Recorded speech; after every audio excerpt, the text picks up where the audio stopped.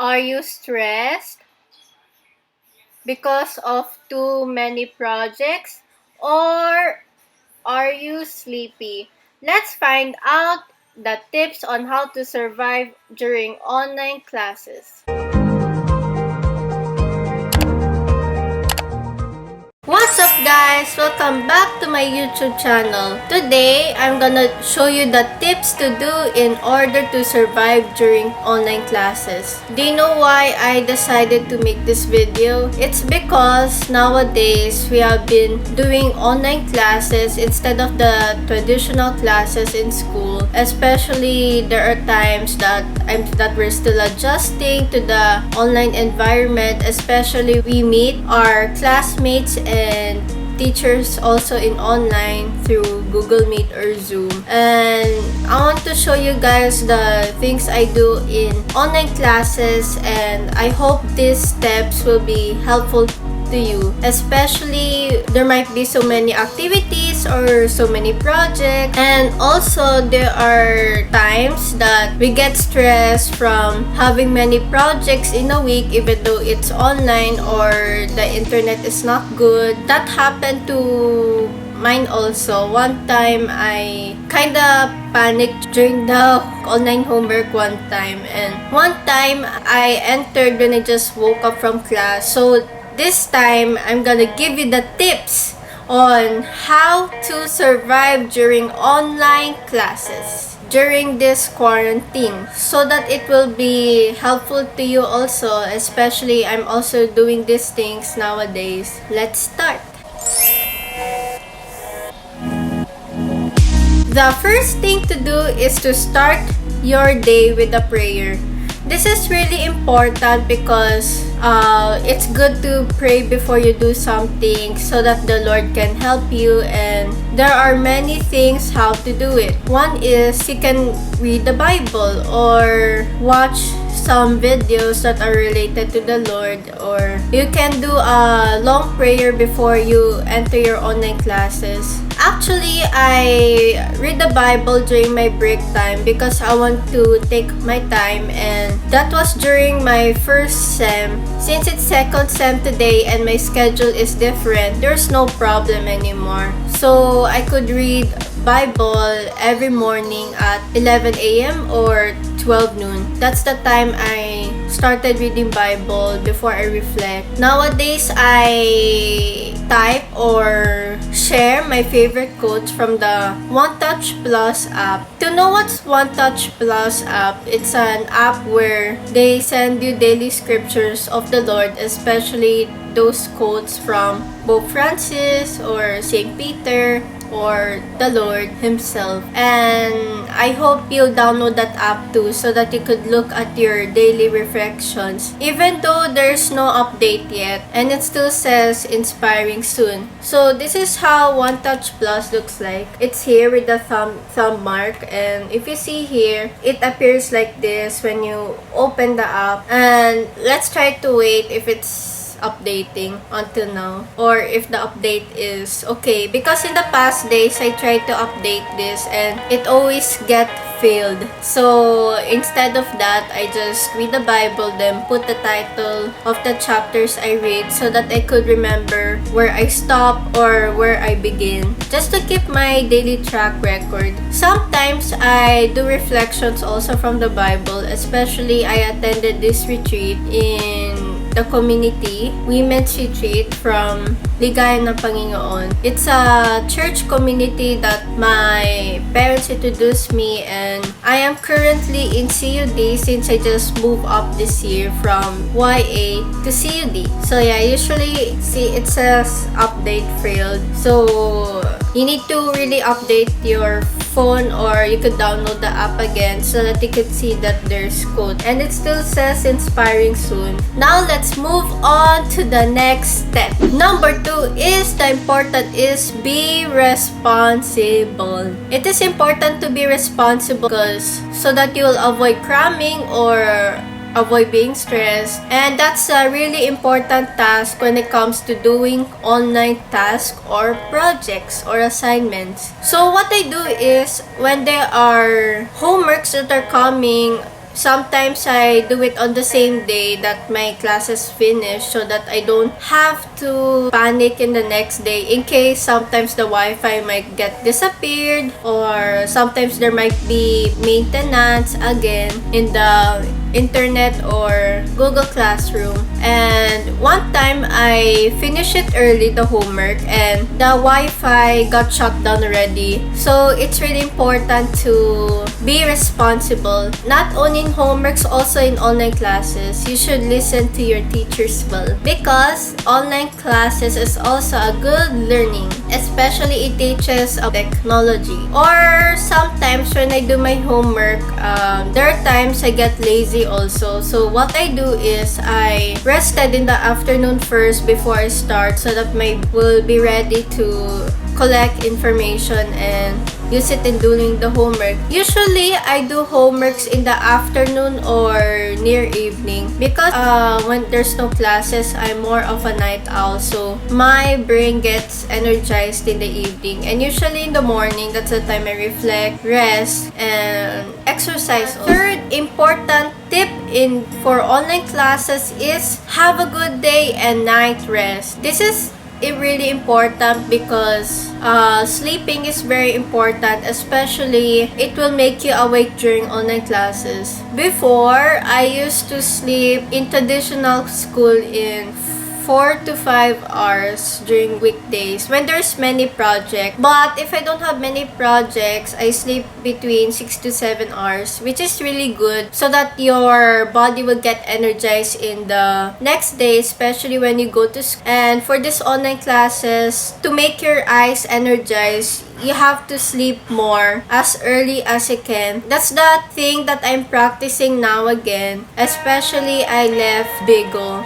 When I used to be in Bigo, I sleep past 12 or nearby 1 a.m. But after I left Bigo, I slept before 12 or before 11 so that my body will get energized during online classes and you won't feel sleepy. And the body will have energy to collect mind from online classes. I hope it helps you too. It's good to rest well and sleep well to have a beauty rest, especially when you have online classes. That's really important to you. The fourth step is manage your time well. So this was the problem I had before in managing time because one time I want to do something downstairs but time eats up many times, especially one time I wanted to draw or watch something but the time was occupied by doing homeworks and school activities. So it's really good to manage your time well by being responsible and making a time plan. Even though I don't write notes, I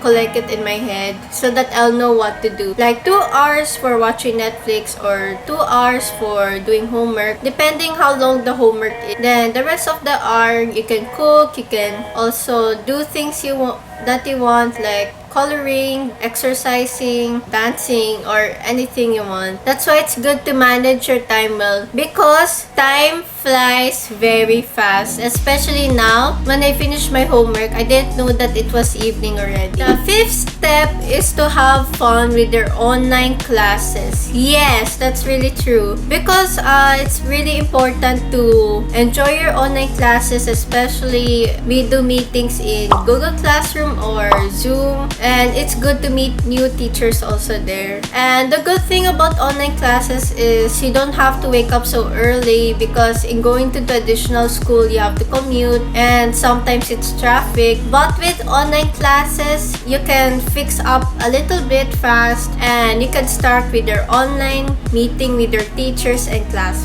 The sixth one is log into your Google Meet or Zoom 15 minutes before the class starts. That's really true because there are times that my internet seems to have a problem. Sometimes it's lagging, like what happened before. One time I entered late because of my Wi-Fi connection. That's why it's important to log into your Google account for 15 minutes and fix yourself also, so that you'll still be in time even though your Wi-Fi will be fixed hopefully on that time. But there are some teachers that are considerate to the students, like you cannot enter Google Classroom or Google Meet or Zoom because of the Wi-Fi connection. That's understandable, but it's good to be ready 15 minutes before your online class, because it's good to be early in online class also, just like in traditional school. And also, you'll not miss the topics that teachers will discuss it to you. So that's what I'm doing now, and